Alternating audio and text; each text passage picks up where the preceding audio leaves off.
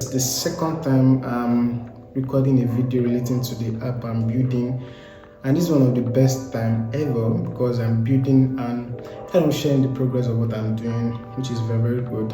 So there's something I didn't really talk about in the first video, which I have to talk about before even introducing myself. So there are actually two people that really love to watch their videos, which is your average tech bro and Chris Q. I don't know how to pronounce that, but both of them are online and they just code and they build apps online, and I think that's one of the best thing ever.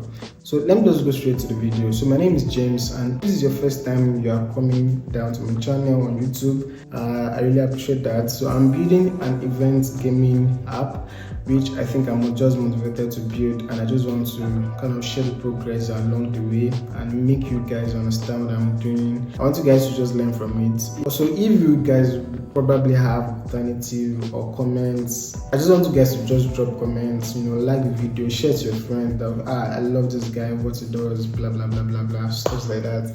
So thank you guys. So for the past 1 week I've done something that's very good. I mean, I've made little bit of changes of what I've done. So last week I talked about product requirement documents that I use ChatGPT to generate. It's not a bad thing to use AI nowadays.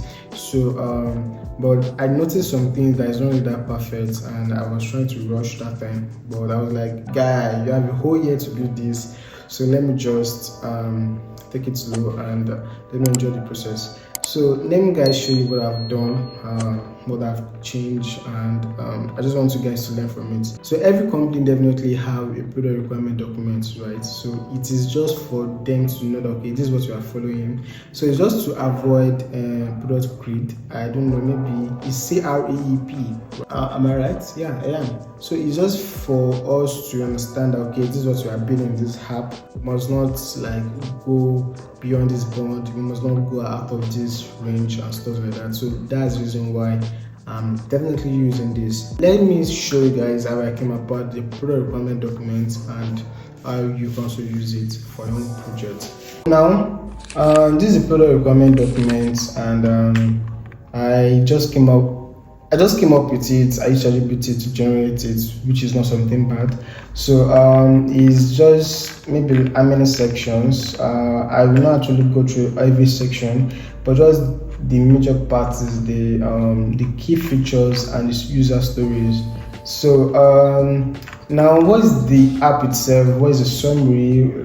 Like, it's just the app is just talking about a product called HANGIO, and HANGIO is a mobile app designed to facilitate fun and interactive social gatherings. So you can actually see that I actually bolded the text fun and interactive social gatherings, so which is very good. So now the objective is definitely to create a user-friendly and engaging platform that fosters social connection and provides a convenient way for people to enjoy shared gaming experiences remotely and physically. So the target of this is 13 to 35, of course. People are very young, and families. So families too can use the app.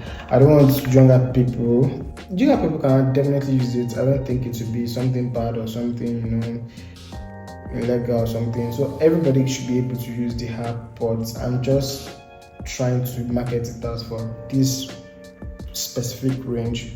Okay, so every app you have to have, okay, what the people that are going to use it, right? It's very important. If adults are using it, if old people are using it, you have to think about some other things too. So then we have the user roles and permissions. So we have customers and we have admins. Those are just the two people that are going to use this app. So I won't really talk about everything here.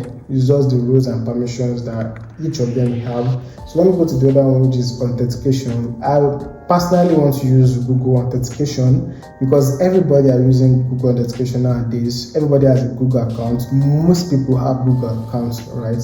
So I may actually add email and password too, which is very simple to use. And then the next section is the key features. What are the key features of the app? So I want to dwell a little bit on this section. So we have the section management. I have the game information, the game library, the user profiles, and I have also the social features. So the section management is just majorly to creation of that section and the join of that section. So section is like you are creating an event, you are creating an hangout that you want to share to other people. So you have users can create a section, right? Ability to set a section theme or image, right? Option to schedule sections. So when if you have a section maybe 2 weeks time, you should be able to schedule to that time, right? So generate a unique section link for easy sharing. So I don't know how I will go about this. Maybe QR code or maybe just using a link. Either of it will work, or even the both, right? So control section privacy setting. Maybe it is maybe public or private. You can send the link to people, and it's only those people that have that link that have access to it, right? Or maybe you want everybody that is coming to the app to also see it, to see the event. So the next one is section joining. So users can join a section using a provided link and clear visual indicators of section status, right? So waiting for players, game in progress, a little bit of that. And so of course there will also be a notification, okay, sent reminders for people, right? So the next thing is group formation. So if you are joining an hangout section or an event section, right, if you have 10 people or 15 people, it should automatically like divide you guys into sections. You know, you want to play games, you should divide them into what like call into groups, right?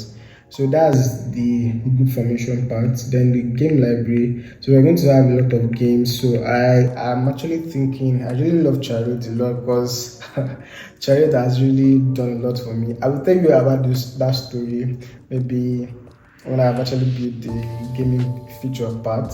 So I really love Chariot a lot. Truth or Dare, maybe 2, or maybe I can also think about another game. If you have a game in mind that I can add to it, I want you guys to add it to the comment section. Help a brother in need, right? So the next thing is the gaming play itself, right? How the scores and everything will be added. You know, this is actually something that has to be done perfectly. I have to make sure that anything I'm pushing to you guys should be very done perfectly, right? Real time multiplayer, you know, be seeing the score immediately. Everybody approved that okay, these people are winning. To get so user profiles too, right? So user profiles, game history. Since I'm not really adding the gaming parts as the MVP, the MVP is just creating events and people can see the events. That's just something that is very, very simple. It's just a crude application. I mean, as simple as that. And then social features, in-app messaging. I don't think I will have the chat features right now, but of course the session announcements, the social feeds, and a lot of things like that. So the user stories. So this is just talking about the stories. So I want you guys to make sure that you check it out.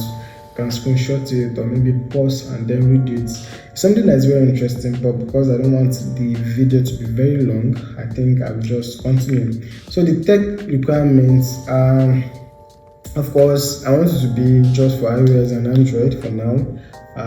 The backend, I don't know maybe I've used this backend. I'm thinking of using Supabase, right? Supabase is very, very good. I've used it once before and I think I want to use it for this. So I don't want to really build backend, you know, I don't want to really waste time in the backend parts.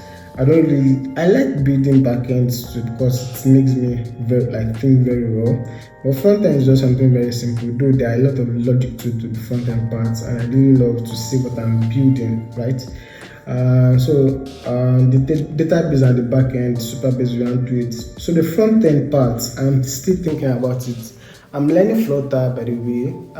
I really wish I can use Flutter because of the performance, but I'm also thinking that I know React Native very well and it is very easy for me. Even though when I checked the last time, they've removed something, they've added something which is very, very good for me to check it out and use it. But it's something that we use for a whole year, so that means that we learn from it too, right? Which is very, very good. So I think that's just the major thing to do. You know, the success metrics, monthly active users, so revenue generation. Don't worry, all those things are just what I have to think very well. You know, I'm still thinking about reaching out to other people that are going to use the app. Maybe people that are interested in like paintball, what else, sip and paint events and little things like that. Companies that end of the year, around December, I know that I should have a very functional app that people can use for December, Christmas time. That's the goal. But of course, maybe before June, July, I should be able to have an app that people can even use to register their events. I think that's the goal, right? So thank you guys for joining, and I really appreciate. So if you guys love this video, I want you to like it, to share it to your friends, and if you think there's something I have to add or I'm missing, of course, I'm here to learn. I'm not actually the best, and I'm not actually even I'm just an average person trying to build apps out there. So thank you guys, and the next time I'll be talking about how I came about the logo of the HANGIO app. So thank you guys, and I love you. Peace out.